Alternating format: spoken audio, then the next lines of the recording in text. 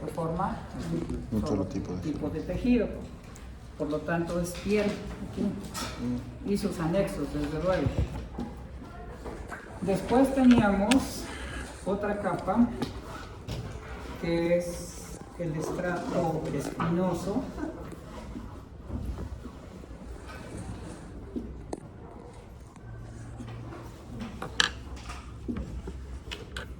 Lo interesante en estas células es que van a tener uniones entre ellas. Ahorita lo explicamos, ponemos este punto aquí. Enfatizamos también aquí otro punto, porque hay unas uniones muy específicas. Y ayer veíamos otra capa, la granulosa, y esta capa granulosa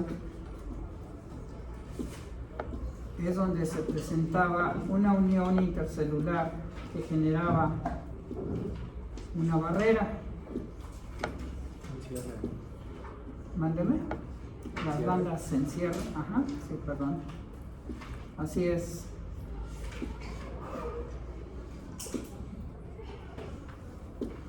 Después de esta, empiezan a perder citoplasma, el estrato granuloso empieza a perder citoplasma, tenemos células aplanadas, y luego por último tenemos queratina, que son vestigios ya del citoesqueleto de todas las células de la piel. ¿Sí? Entonces tenemos el estrato basal, el espinoso, granuloso, el lúcido y el córneo. Ustedes dirán, bueno, ¿y eso qué relación tiene con la inmunología, no? Sucede que es la primera barrera y tiene bien organizado. Voy, ya por favor aquí, se guarda el celular bien. No he estrenado celular este año, así es que no me tiente, por favor. ¿Vale? Ok, vean. Nos vamos al estrato granuloso y este tiene las uniones herméticas que ya habíamos comentado. Las bandas en cierre. Y esto la hace relativamente impermeable. Lógico, al ser proteínas y interaccionan con agua, pues se hidratan y se debilitan. La piel húmeda es más susceptible a infecciones, ya lo veremos en su microbiota, como tenemos bacterias que nos favorecen y bacterias que nos perjudican, ¿sí? Bueno, pero ahorita vamos con lo mecánico. Tenemos entonces estos, que son las uniones herméticas, conocidas como las Tight Junction. ¿Ok? Nos vamos al estrato espinoso y si amplificamos estas dos membranas, vamos a encontrar, aquí pongo dos membranas, vamos a encontrar desmosomas. El desmosoma es un conjunto de proteínas que permite que las células se mantengan unidas. Y ahorita también van a ver la importancia de estos. Entre las células hay unas proteínas que se llaman caderinas. Y saben de la desmogleína, la desmoplaquina y todas esas cosas. Además de ello, emergen aquí uniéndose a esto proteínas de citoqueratina de filamentos intermedios conocidas como tonofilamentos.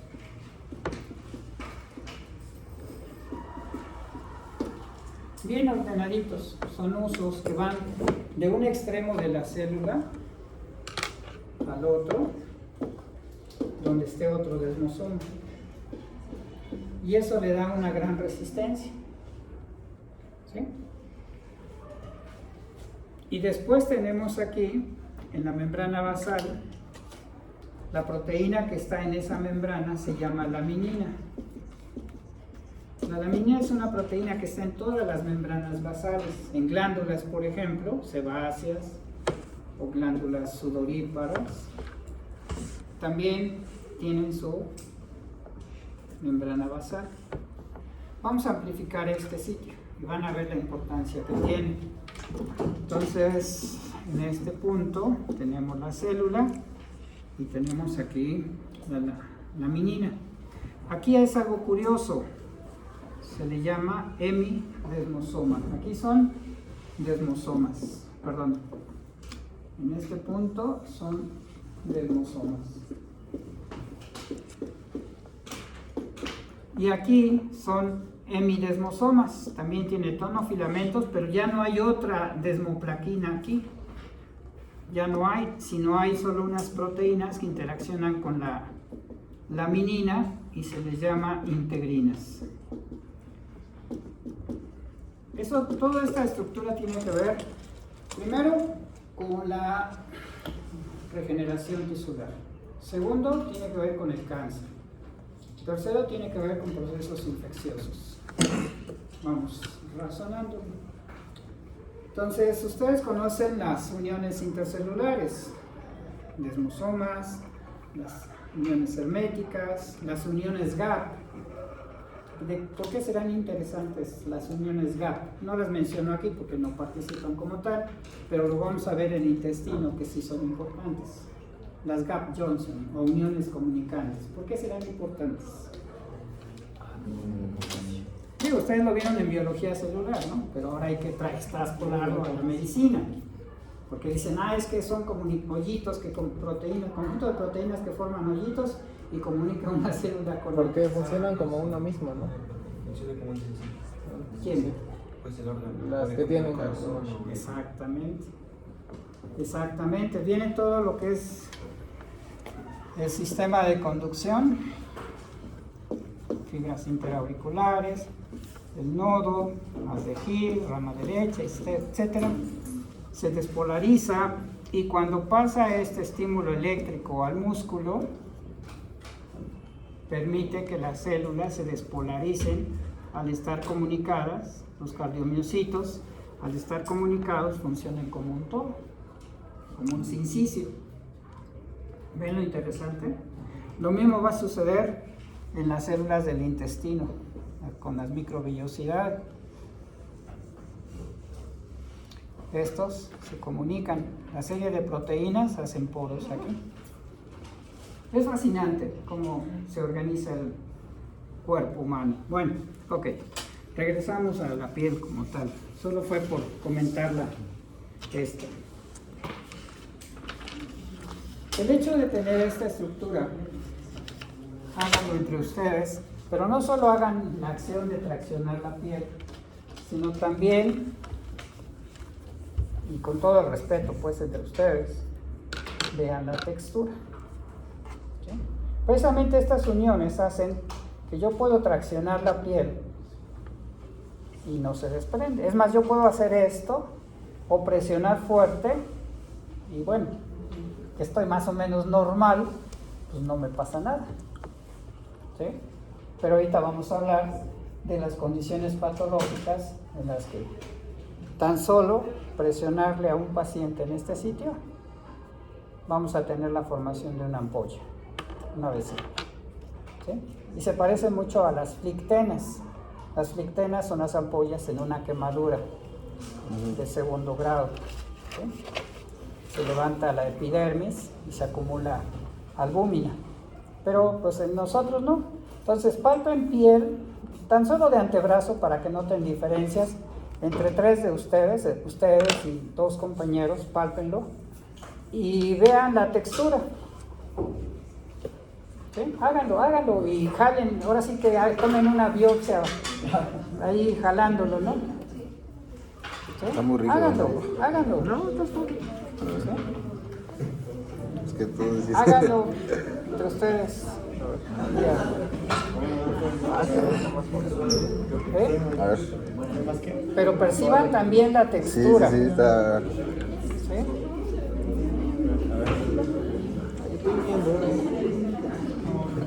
Bueno, a ver, los que hayan palpado a mujeres ahorita, ¿qué mujer está ovulando? ¿Quién sabe? Caballeros, esto es bien importante. ¿Quién ovulando?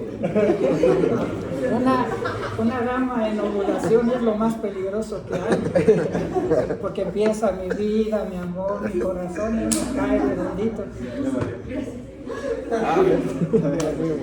No es cierto, no es cierto. En cambio, cuando están ovulando, que si no esté molestando, ¿no? Cuando están menstruando, así es, pero cuando están ovulando es diferente, están muy receptivas, emocional, física, hormonal. ¿Quiénes están ovulando? Señores, es supervivencia, hombre. Para no acercarse. Van a hacer que no, sucumbe uno es refacilote, ¿no? Lo que pasa es que los estrógenos hacen que cambien proteoglicanos, glucosaminoglicanos, elastina en la piel. Y cambia hasta la cara de la mujer. Si ya son bonitas, cuando están ovulando están más bonitas. Y cuando están menstruando, baja ese semblante. Sí, es real, véanse, ustedes tómense la foto en el espejo cuando estén ovulando, menstruando y van a ver una gran diferencia. Bueno, vean los cambios que hay, pero aquí ahorita, e igual cuando hicieron la punción, la intradérmica, que fue en este punto, atravesaron la epidermis y aplicaron en la dermis, o la subcutánea, que se fueron hasta aquí abajo. ¿Vieron la resistencia que hay hasta ante un objeto filoso? Debido precisamente a todas estas uniones, es lo que le va a dar resistencia a nuestra piel. Claro que también la colágena del tejido subcutáneo la mantiene en su sitio. Bien, los desmosomas son importantes, no solo por su aspecto normal. A quien le guste dermatología, a quien le guste anatomía patológica como especialidad, pues van a darse cuenta de la importancia de estudios adicionales en patología, anatomía patológica, pues, ¿sí? Porque en ocasiones se tienen que hacer estudios de microscopía electrónica del tejido.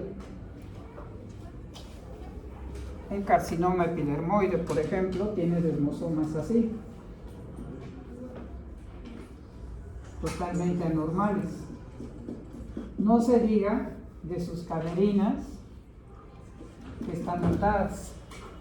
Si hay mutación en las caderinas, que son proteínas de unión intercelular, fácilmente da metástasis.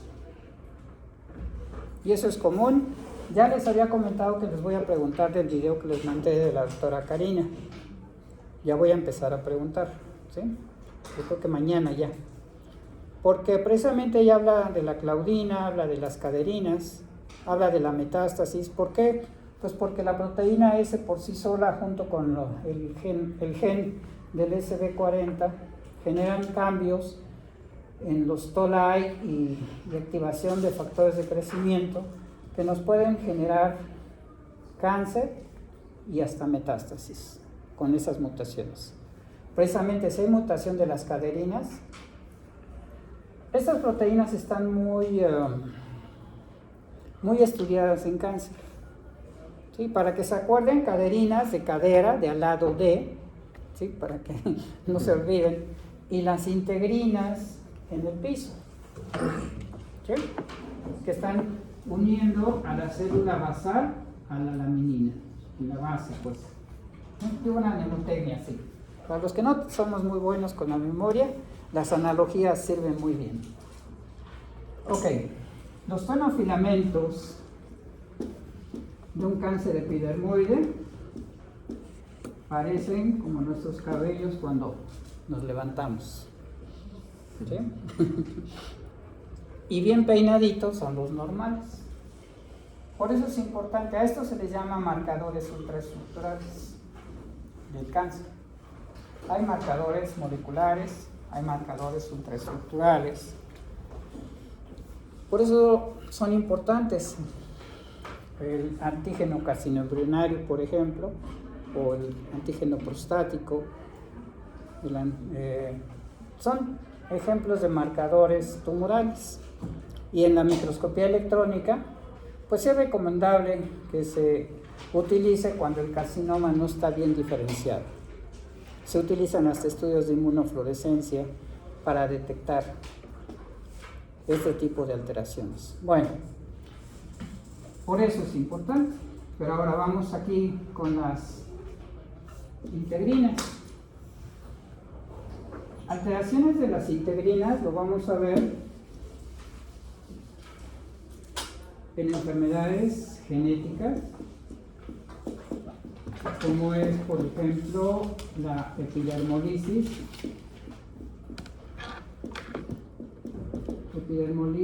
bullosa.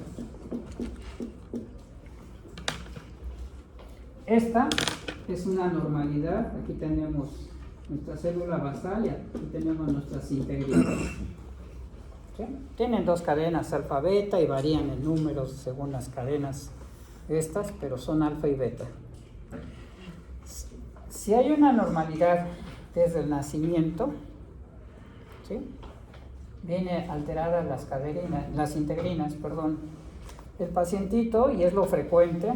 Primero, la alteración es desde el nacimiento, pero lo clásico que nos ocurre y que nos refieren los pacientes es que tan solo presionarle le levanta una ampolla. ¿Sí? Hasta aparecen flictenas. Las flictenas son ampollas que aparecen en las quemaduras de segundo grado. Y esas flictenas tienen albúmina adentro. Bueno, pues al pacientito, nada más con presionarle, se le levanta la ampolla. ¿Qué estamos haciendo? Al presionar, desplazamos estas integrinas que no tienen una unión firme con la laminina, se desplaza y se escapa líquido.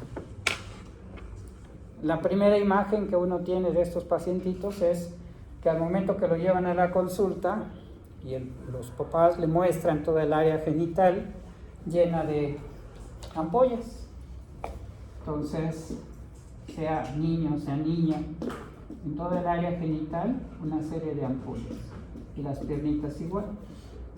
Pues casi, pues uno se le va encima a los papás, ¿no? ¿Cómo es posible que tenga hasta que pequeñito así? No, doctores, que mire, y le ponen su pasta y nos explican todo lo que hacen para cuidarlo. Y dicen, mire, fíjese, ya le enseñan hasta uno, ¿no? Mire, presionan y le aparece la ampolla. Es una enfermedad genética. Aquí son pocos los casos que se han hecho. Pueden checarlo en clinical trials, eso sí es importante.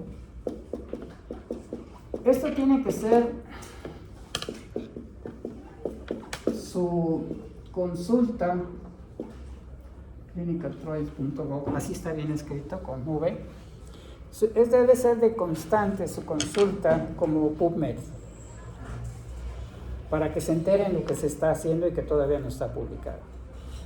Les puede salvar la vida en algún momento. ¿Sí? Esto, otra página, cochrane.org,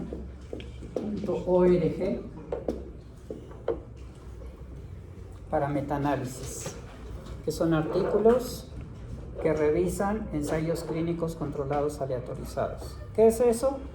Artículos que han hecho experimentos con pacientes en diferentes etapas de la investigación. ¿Sí? Esto debe ser como usar PubMed para que se enteren lo que está en proceso, lo novedoso que está en proceso. Es más, hasta pueden mandar a pacientes para que participen en esos proyectos, que no tengan dinero, hasta el avión y el hospedaje le pagan al paciente. Claro, es un experimento, abusados. ¿Sí? Hay otra página donde se registra esto, que es la de la Organización Mundial de la Salud. En México es muy pobre, pero COFEPRIS también registra estos proyectos. ¿Sí? Y es obligado para publicar artículos clínicos, está registrado en estas páginas. Bueno, dejemos esto, pero es como usar PubMed. Cochrane, y esto es como usar PubMed. Tienen que hacerlo, si no, no están al día. ¿Sí? Bueno, ok, regreso. Estábamos con esto. O sea, la única manera de corregir pues, es terapia génica. Pero bueno, ya tiene sus bemoles la terapia génica, así es que hay que ser muy cuidadoso. Otra alteración que se da en esto es un proceso infeccioso llamado pénfigo, el pénfigo buloso.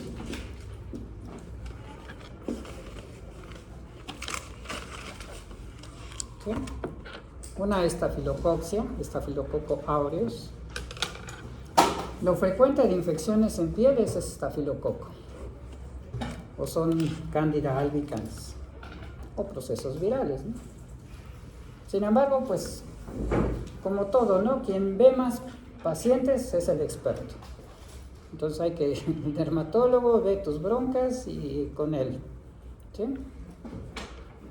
O sea, aquí es dependiendo de lo que les guste, lo que van a hacer, pero pues entre más la persona ve más pacientes, pues tiene más experiencia. Entonces siempre es la mejor decisión, lo más sabio. Si uno sabe y está seguro de lo que va a hacer, éntrele.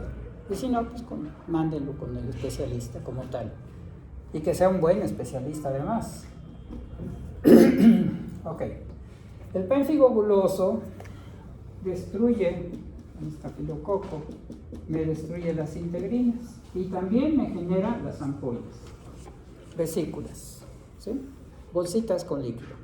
Pápulas es una vesícula, es una elevación de la piel, pero está indurada, es firme. Ya lo verán tanto en semiología como en dermatología, son diferentes. Y otra más todavía es el síndrome de Stevens-Johnson. Este síndrome aparece cuando la persona es alérgica a las sulfas.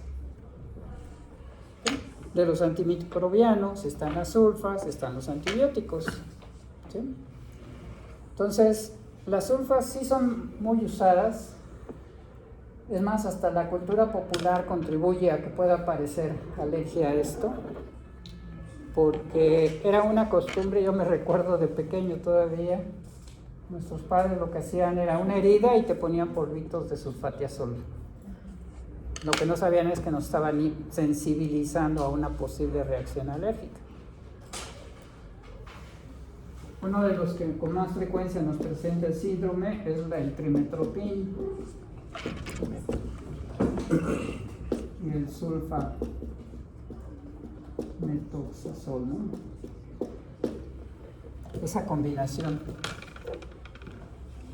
La conclusión a todo esto es, cada vez que vean a un paciente y le van a aplicar fármacos, pregunte si tiene alergias.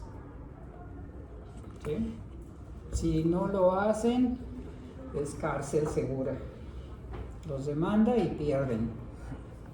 Además, es importante manejar PubMed, Cochrane, Clinical Trials, la página del CENTEC,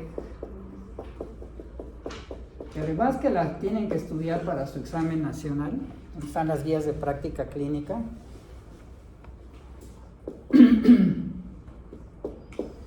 Y estas guías se arman con muchos metaanálisis y ensayos clínicos, pero legalmente, si ustedes no preguntan si tiene antecedentes alérgicos, ya se van a las guías de práctica clínica, legalmente. Y si no preguntaron, acuérdense que hay 3 demandas. ¿Cuáles son?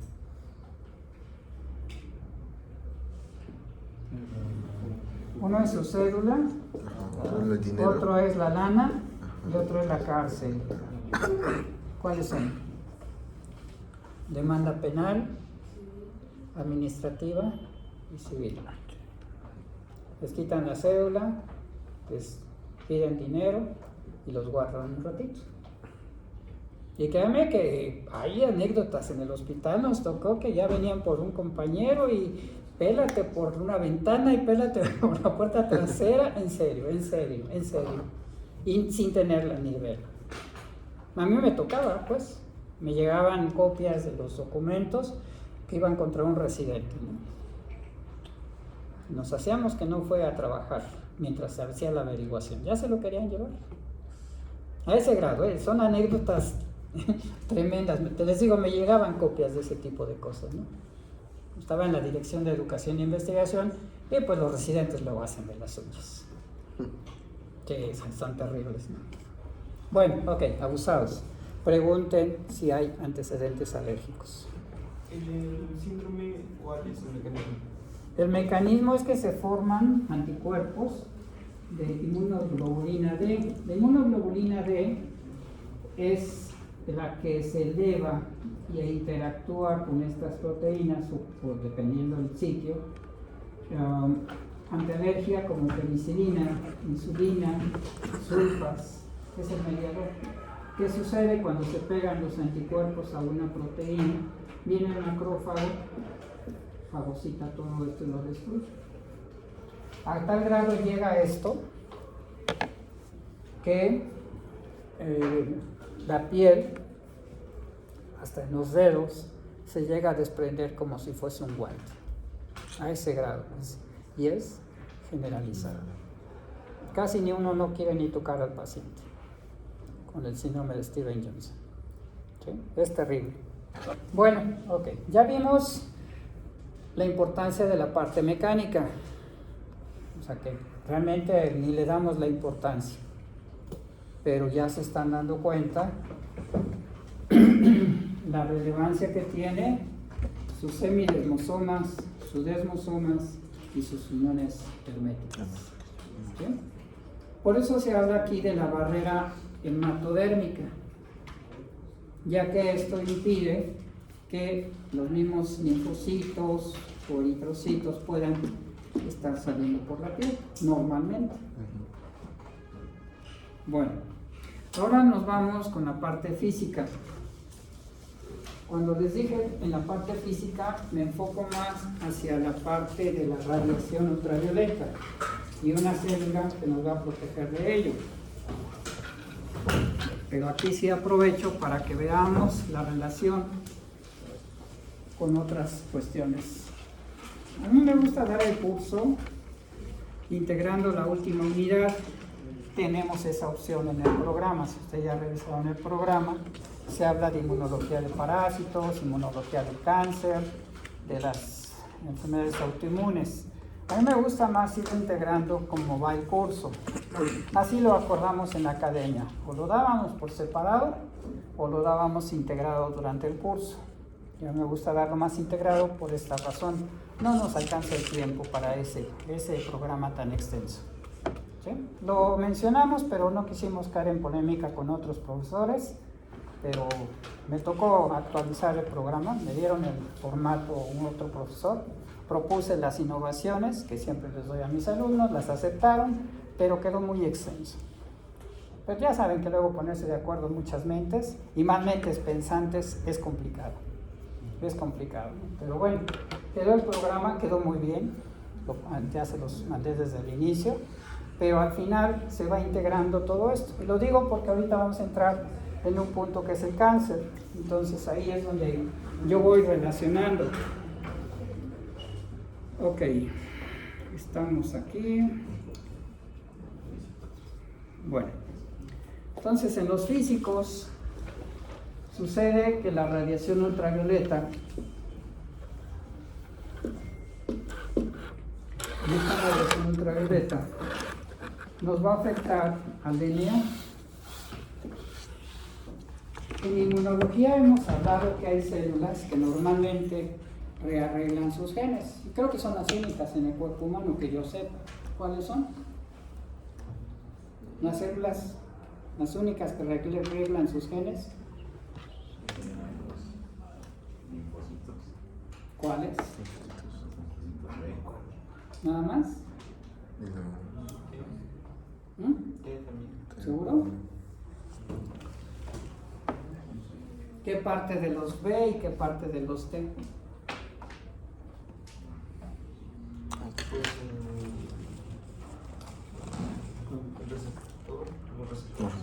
Los receptores. receptores porque son los que reconocen epitopos diferentes. Por eso tienen que hacer rearreglos para poder conocer tantos epitopos diferentes que les van a presentar en los T. Y los B porque son la parte variable de las inmunoglobulinas.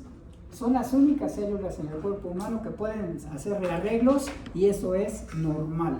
Y lo vamos a ver cómo hacen los rearreglos, que es fascinante y fue adjudicado con el premio Nobel japonés que lo escribió. ¿Sí? Entonces, pero ahorita vámonos a la parte de la radiación ultravioleta. Aquí, cualquier mutación en genes ya es anormal. ¿Ok?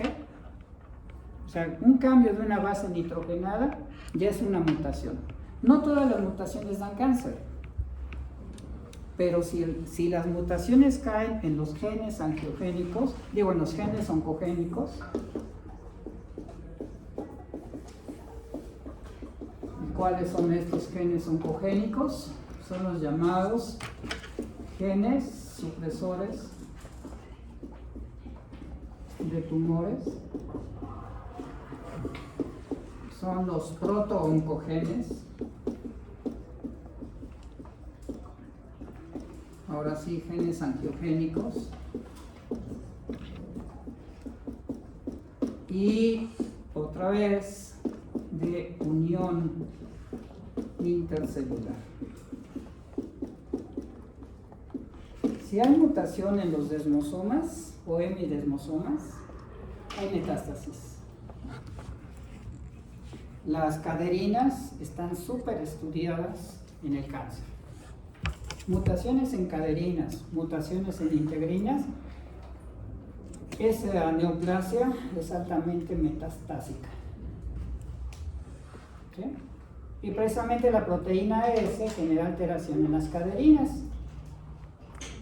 No les miento, pero tenemos pacientes y gente cercana que empezó con el cáncer de mama, tenía un nódulo bien delimitado. Se aplicó 2 dosis de Pfizer, como a los 2 meses empezó con cáncer de mama inflamatorio. Se le inició quimioterapia, se le dio primero paclitaxel, después se le dio radioterapia, y a pesar de todo esto, y ahí en el video les habla de la resistencia a la radioterapia, inició con metástasis en cerebro, una en cerebro y otra en pulmón. Entonces les estoy alertando en esto para que se ocupen de todas las cosas que puedan aparecer y actuar inmediatamente. No se confíen, si se pusieron más de 3 dosis, 4, 5, aguas. Un cáncer, luego tomar cartas en el asunto, aunque sea en forma privada, porque se van a morir la gente en 3 meses, 4 meses. ¿Eso sería un cambio génico o epigenético? Aquí es donde estamos analizando esto. Precisamente aquí en los genes oncogénicos tú te vas a encontrar con el CEMIC, con el CERAS, con una serie de genes particulares, pero todos caen en este terreno.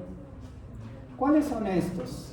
En condiciones normales, los genes supresores de tumores regulan el ciclo celular, para eso sirve también la ciencia ficción. Mitosis, G1, S y G2. Ciclo celular. Aquí participa RB, participa P53, participan las ciclinas. Si mutan estas, ya no regulan este proceso. Ustedes saben de los puntos de chequeo en biología celular, que es antes de que se dividan las células y antes de que se duplique el material genético. ¿Sí? Que estén todos los mecanismos preparados para duplicar adecuadamente el DNA. Si no está duplicado adecuadamente y hay una mutación, hay que corregirla con el sistema de reparación, para eso es P53. RB es una proteína que regula ciclo celular, pero esa proteína se encontró aumentada, sobreexpresada en el retinoblastoma. Es una proteína normal, De lo que les estoy diciendo aquí son proteínas normales, pero si son mutados, esto sí da cáncer. Quiere decir que si la radiación ultravioleta en una célula de la piel,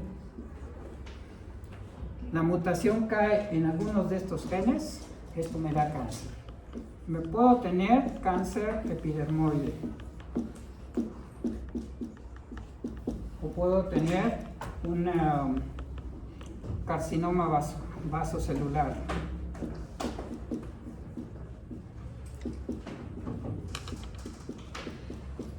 Un melanoma. Son diferentes alteraciones en células. Y de una vez aquí hacemos medicina preventiva. Cualquiera que tenga un lunar negro, palma de las manos, planta de los pies, quíteselo. Quíteselo. Entre los dedos. ¿Por qué es prioritario? Además, hasta puede aparecer en sitios donde no hay presión. Aquí, por ejemplo, una mano, un brazo. Negro, negro, negro, negro. No cafecito. No, negro, así negro. ¿Sí? Como el negro que han obtenido por nanotecnología partiendo de la refracción que han aprendido de las escamas de las alas de las mariposas. Es fascinante todo ese campo de la nanotecnología, ese negro intenso. Como la chamarra más o menos, más intenso todavía de la que tiene Omar. ¿Sí? O Leslie, por ejemplo. La chamarra, sí. Sí, de ese negro. Entonces, chéquense bien, entre dedos, palmas de las manos, porque el mecanismo de la diseminación de un melanoma es la compresión. Y tanto comprime uno que se pueden desprender células. Bueno, pero la radiación ultravioleta, si le pega un gen de queratina, pues no pasa más de que se descamen las células. ¿Sí? Muere y se descama y punto. Acuérdense, la piel es un tejido que se regenera.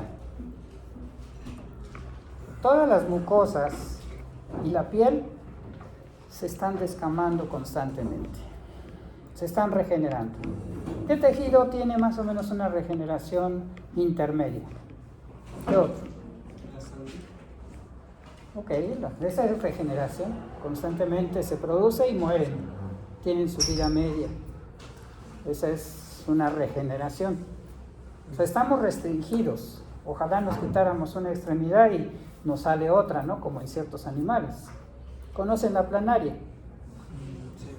Un platerminto, un gusano plano. Aquí en Atlisco hay mucha. Está eso que es medio graciosa. Así. Y sí, así está. ¿Sí? Esta, si ustedes la hacen pedacitos, le sale otra planaria. Es fascinante. Y hay mucha ahí en las aguas, en los riachuelos de Atlisco. Hay mucho. ¿Sí? Además hay sanguijuelas, tengan cuidado. Alguna vez fuimos a colectar agua por allá y todavía le estoy bromeando con los muchachos. Tengan cuidado y pónganse botas y guantes. Y unos se metieron de plano así. Digo, es que hay sanguijuelas, yo bromeando, ¿no? Llegamos al laboratorio, dejamos el frasco y al rato están ahí las sanguijuelas. No, es terrible, ¿no? Bueno, pero son terribles ustedes, luego no hacen caso. Ok, es una regeneración total. En nuestro organismo, ¿cuáles tienen una regeneración intermedia?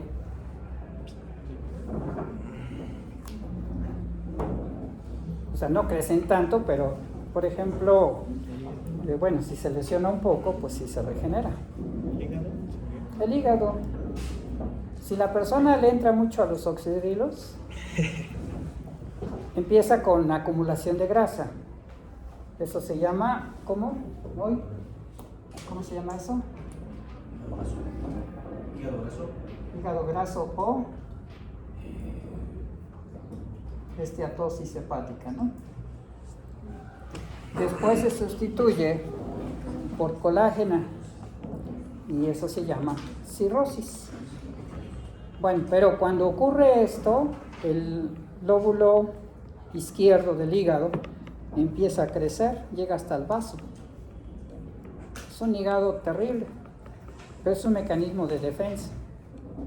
intenta regenerarse. ¿Y las neuronas se regenerarán? Muy lentamente. Sí, muy poco. Muy poco. ¿Cómo se llama esa regeneración? Que no es propiamente regeneración, La plasticidad. es la plasticidad, ¿no? Y esa plasticidad en el cerebro se da porque está una célula madre, me da otra célula madre y me da la neurona. Perdón. ¿Sí?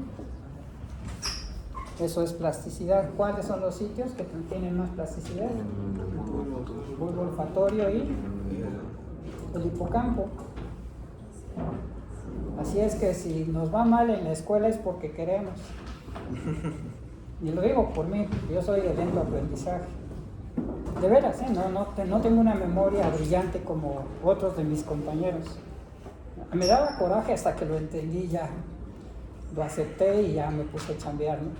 Pero había un compañero que se iban de parranda, se ponían a estudiar el día anterior y sacaba 10 sin vergüenza. Y fue el mejor promedio de mi generación. Y siempre uno está como alumno, ¿no? Ay, sin vergüenza, ¿cómo es posible?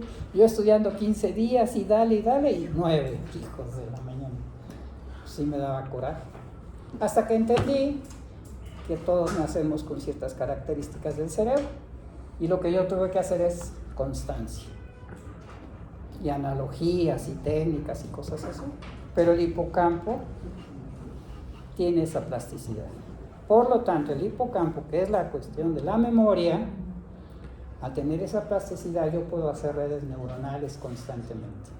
Les mandé algunos videos de cómo las neuronas están haciendo la interacción, nuevas conexiones. La memoria son nuevas sinapsis o es formación de la adenilato ciclasa y la formación de AMP cíclico, que es el segundo mensajero, que tiene muchas acciones los AMP cíclicos y los GMP cíclicos, pero el AMP cíclico tiene que ver con neurotransmisores también, ¿sí? Así es que no hay excusa de que no se me queda. Si son como yo, pues ni modo, jóvenes, estudiar diario y constantemente. En el aprendizaje siempre hay errores en el proceso, por eso hay que leer una vez y otra vez. Si no, así metidos y estresados, no van a aprender. Las catecolaminas no se llevan con el hipocampo, las endorfinas sí. Un buen chocolatito con su novia, por ejemplo, para que estudien bien. No, no es cierto. No, ella no estudia, ella no. Terminan estudiando anatomía, ginecología y otras cosas. Ya no. No, bueno, ok, regreso. La mutación en esto, las mutaciones en esto generan cáncer. ¿Sí? ¿Qué sucede si se mutan, por ejemplo, estos? Ya no me controlan el ciclo celular y por lo tanto al no controlarlo, aquí el ciclo celular en la célula cancerosa es como en los embriones, mitosis y síntesis, pero en los embriones sí está regulado. Pues, ¿cómo crecemos? ¿Cómo crece un chamaco, no? Sin vergüenza? 9 meses ya está saliendo ya. Empiezan los problemas de pañales y todo. Todavía no, ustedes todavía no. Pero cuídense, abusados. Esos pequeños monstruos. La célula cancerosa no pasa por G1 o G2. La célula cancerosa no expresa un fenotipo. Tampoco checa si están bien todo el material para dividirse. Por eso hay anormalidades cromosómicas. ¿Sí? De verdad a mí me espanta con esto de la vacuna. Al paciente del que ahorita les hablo, 5 veces se aplicó. Ya les había dicho que algunos, hasta por cuestión de financiamiento, de financiera, presumían, no, yo ya fui a Estados Unidos, ya llevé hasta mi familia que los vacunaron. No, yo ya llevo 5, ya, y los voy a poner otras 2, 7, son los que ahorita tienen leucemias y anormalidades cromosómicas. Abusados. Voy a preguntarles todo lo del video, así les voy a dar chance esta semana que lo revisen bien, porque tiene mucha información, tanto genética, bioquímica, TOLAI, cuestiones de farmacología, coagulación intravascular, etc. pero que estén conscientes y que se ocupen de todos esos problemas. Aquí te vas a dar cuenta de la opinión que te dieron X personas, lo que yo les he dicho y lo que tienen otras gentes que saben a fondo. Y tú te formas tu criterio, respetar igual. O sea, esa es la parte madura que debemos ser entre los médicos, ¿no? No, este no sabe, no, tranquilos, tranquilos. Simplemente lo comentamos y tomar nuestro propio criterio. ¿Sí? Hay que ser maduros en ese sentido. Bueno, ok. Por lo tanto, si hay mutación, no hay regulación del ciclo celular y tenemos mitosis tetraploides, digo no tetraploides, tétradas, ¿sí? O péntadas, que de una célula obtengo 3 o de una célula obtengo 5, pero todas anormalidades cromosómicas. Los protooncogenes, cuando se genera cáncer, ya hablamos de oncogenes. ¿Sí? Y esos son los protooncogenes, normalmente son genes que producen los receptores a factores de crecimiento. ¿Sí? Son genes que normalmente producen receptores a factores de crecimiento. Los factores de crecimiento son citocinas. Son citocinas. Ya los veremos, tanto los hemáticos, el fibroblástico, el plaquetario, el nervioso, el endotelial, etc. La analogía que les pongo en esto, creo que alguna vez lo hicimos, pero es una célula que tiene receptores a factores de crecimiento, pero tiene 3, y está el factor de crecimiento aquí, por azar puede interaccionar, pero son pocos. ¿Sí? Sin embargo, si se muta el gen de ese receptor, se sobreexpresa. Esa es una forma de cáncer, que la célula esté sobreexpresando proteínas y entonces yo tengo aquí chorrocientos. ¿Sí? Una dama que me ayude, ¿puedo bromear? ¿Quién aguanta? ¿Gabriel? A ver, perdón, Abril. Si llega un chico y le dice, oye, Abril, ¿quieres ser mi novia? ¿Le dice luego que sí? 1. Si llegaron ya 10, ya saben, 100, tampoco, ya pasaron 100, algunos no le convencen. Bueno, ya empieza. Bueno, 1000, ya algunos ya medio reunió los requisitos. Bueno, eso es precisamente con las células cancerosas. Si tiene pocos receptores, no es tan fácil que haga su efecto el factor de crecimiento, pero si sobreexpresa receptores a factores de crecimiento, fácilmente puede mutar. Eso es a lo que me estoy refiriendo en cantidad, ¿no? Bueno, seguimos mañana, ya es tiempo. Estamos